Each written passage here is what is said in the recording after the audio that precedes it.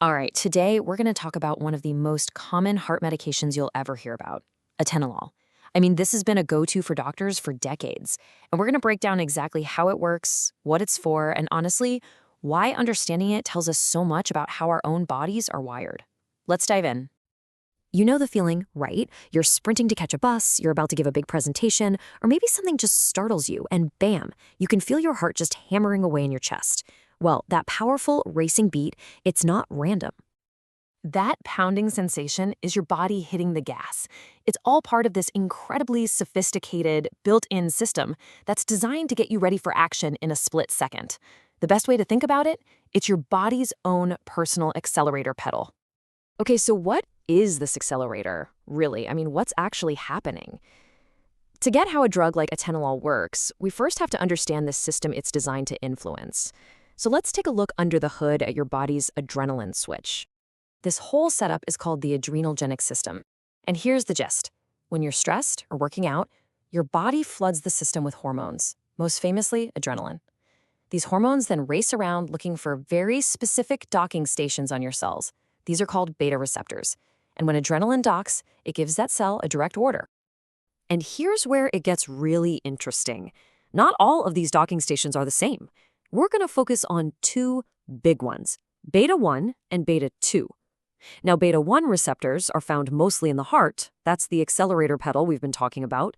Beta-2 receptors, on the other hand, are mainly in the lungs, where they help keep your airways nice and open. And this difference, it is absolutely crucial. So when adrenaline finally finds and clicks into those beta-1 receptors in your heart, it's like a drill sergeant yelling a command. Increase the heart rate, pump with more force. This is your fight or flight response in real time, pushing more blood and oxygen everywhere you need it. But what happens when that accelerator gets stuck down? Well, that's where medicine comes into play. If your body's accelerator is overactive, maybe causing high blood pressure or putting too much strain on the heart, you need a way to gently ease off the gas. You need a brake. And for the heart, one of the most effective brakes we have is atenolol. Atenolol belongs to a class of drugs called cardioselective beta blockers. Now that sounds like a mouthful, but let's break it down. Blocker is easy. It literally sits on those beta-1 docking stations and blocks adrenaline from landing there. But the magic word is cardioselective. That means it is specifically designed to target the beta-1 receptors in the heart, while mostly leaving the beta-2 receptors in the lungs alone.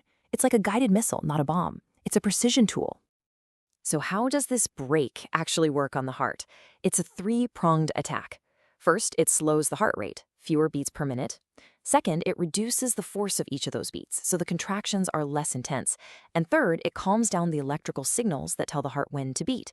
You put all that together, and the result is a huge reduction in the heart's total workload. It can finally take a breather. But reducing the heart's workload isn't just about feeling less stressed. This effect has some incredibly important medical benefits. So let's look at how this braking action actually translates into protecting the heart. You'll find that atenolol is a real workhorse medication. It's prescribed for four main reasons, and they're all about shielding the heart from working too hard. We're talking high blood pressure, chest pain called angina, recovery after a heart attack, and certain kinds of irregular heartbeats. For high blood pressure or hypertension, the logic is really straightforward. By telling the heart to beat slower and with less force, atenolol lowers the total amount of blood being pushed out, and that, in turn, reduces the pressure on the walls of your arteries all over your body. It's simple, really. Less work for the heart means lower blood pressure. Now, angina, that chest pain, happens when the heart muscle itself isn't getting enough oxygen to do the job you're asking it to do. So by putting the brakes on it with atenolol, you lower the heart's demand for oxygen. The heart isn't working as hard, so the oxygen it is getting is enough. No more oxygen debt, no more pain. And this one is absolutely critical. After a heart attack, the heart is injured. It's vulnerable. And what does the body do in a crisis? It panics and floods your system with stress hormones like adrenaline, which can actually cause more damage to the weakened heart. Atenolol acts like a shield, protecting that healing heart from the hormonal storm, giving it the space it needs to recover and helping to prevent another attack from happening. Okay, so we've established it's a powerful tool. And like any powerful tool, it has to be used correctly and, most importantly, safely. Knowing the potential side effects and the big warnings is just as important as knowing what it's for. So let's run through the user's guide. When you think about it, the most common side effects are pretty logical. They're a direct result of the drug's braking action. Feeling tired or fatigued? Well, yeah, you're slowing down the body's main engine. Cold hands and feet can happen because of slightly reduced circulation.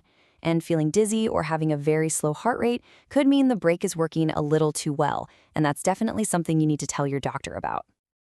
Now, I really want you to listen to this next part.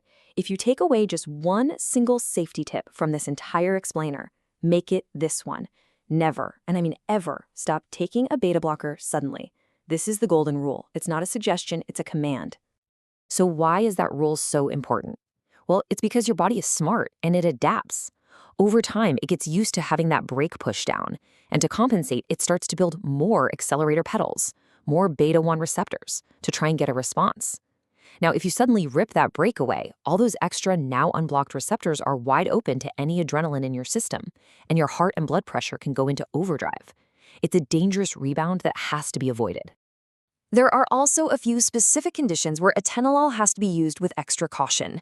For someone with asthma, because it can have a tiny effect on those beta-2 receptors in the lungs, it could potentially affect breathing. For people with diabetes, it can hide some of the key warning signs of low blood sugar, like a racing heart.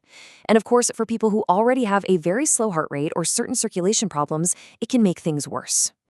So with all of that in mind, where does a drug that was introduced way back in the 1970s fit into the medical world today? You know, its role has actually changed quite a bit over the years. When atenolol first hit the scene, it was a revolution. It quickly became one of the top first-line treatments for high blood pressure. But medicine is always evolving, and over the decades, as we learned more, its role became more specialized. Today, it's no longer the automatic first choice for someone with just high blood pressure. So why did it shift? It all comes down to the data. Over the years, massive clinical trials with thousands of patients showed that while atenolol is fantastic at lowering the numbers on a blood pressure cuff, other types of drugs might be a little bit better at preventing one of the biggest dangers of high blood pressure, having a stroke. But, and this is a big but, don't mistake that for meaning atenolol is outdated. Far from it. It is still an incredibly valuable, targeted tool for patients who have chest pain or certain irregular heartbeats, or for that super important job of shielding the heart after an attack. It remains a first-rate, life-saving medication. So in the end, when you really look at it, a simple pill like atenolol does so much more than just treat a condition. It gives us this incredible window into the constant, delicate balancing act that's happening inside our bodies every second of every day, this dance between hitting the accelerator and applying the brakes. And it shows how we can thoughtfully step into that system to protect ourselves, which is just a testament to the incredible elegance of our own biology.